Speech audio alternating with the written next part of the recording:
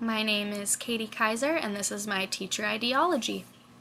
There are many complex ways in which we can define ourselves. We can define ourselves by our culture, our race, our class, our families, our personal interests, our traditions, our education levels. All of these things put labels on us, yet we can fall into so many different categories all at once. This is important for us to remember as future teachers because all of our students are going to have multiple identities. Having multiple identities means that even though we may share similar identities with people, such as being white, my experiences are still going to be different than that of another female who is white.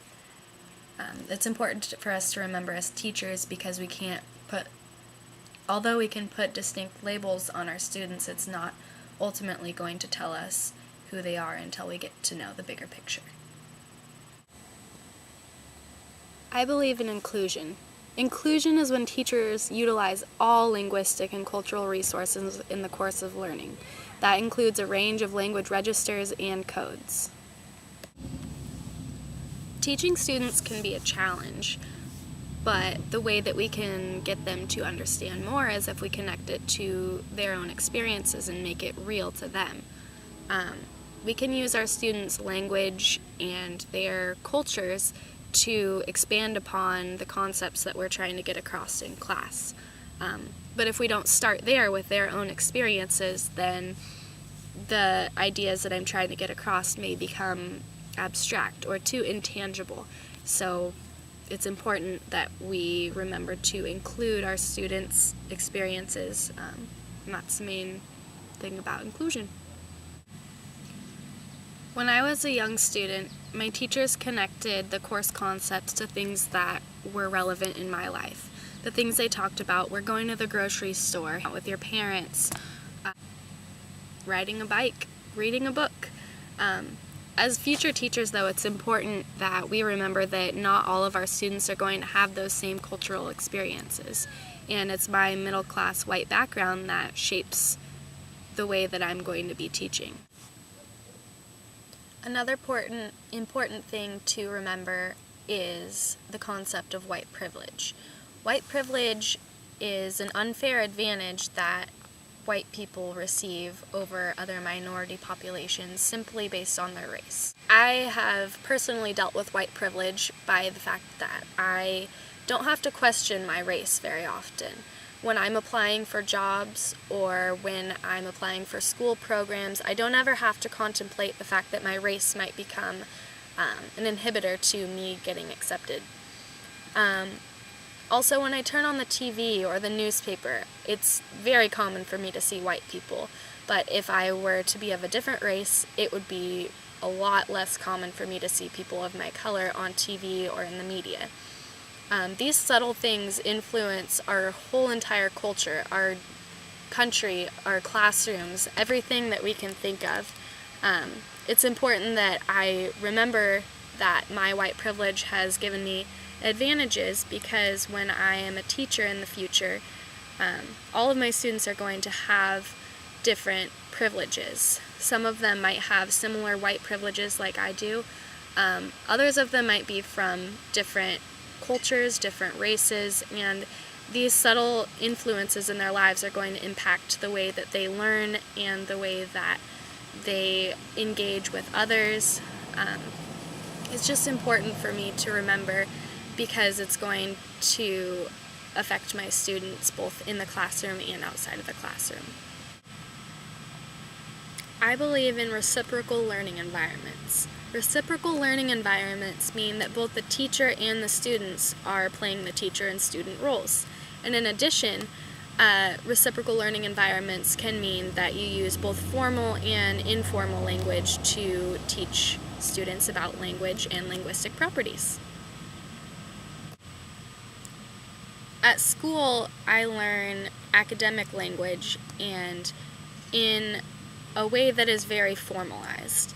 But at home, I use a different set of language, a different set of gestures, interactions, there's different people, and I learn a lot that way too. So it's important that I note both of these different learning styles because they both contribute to the greater whole and they generate a different perspective on things. I can use this in my future classroom because every student is going to have both those academic formalized experiences of learning as well as home experiences. And by integrating both of those, integrating their families, their communities, their own experiences into the classroom setting is really going to enhance their learning. The last topic I wanted to discuss involves the distinction between traditional classrooms and critical classrooms. Traditional classrooms have a lot of rote learning. There's workbooks, charts, tests, and it's really teacher-directed. And critical classrooms are more modern approaches to teaching. They involve the students being in charge of their own learning through the use of questioning, investigation, producing different things, using their own experiences to collaboratively discuss topics, and really reflectively think.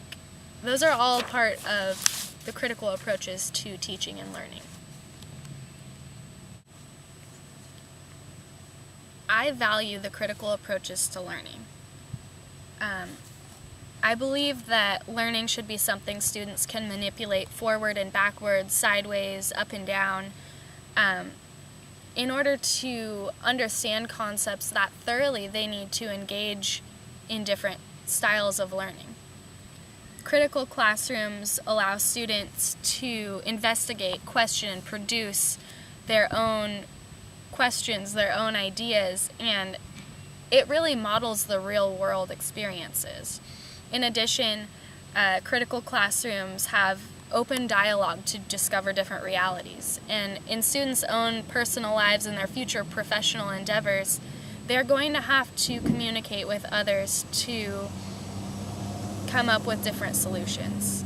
I also like that the critical curriculum is tied to student interest. That automatically gets them more engaged in their learning. It's straightforward, and again, it models real life because students are going to pursue interests that they are, topics that they are interested in their lives. I also like that the critical classrooms help students become more reflective in their thinking. Reflection is an incredible tool, both personally and academically, for being able to make different connections between different avenues of life or different learning topics. It helps people process things that have happened, it helps them more thoroughly understand things, helps them come up with multiple solutions or alternative options for problems. It helps them with inferencing, it helps them with becoming more flexible in their decision making, and it helps them become more open to possibilities.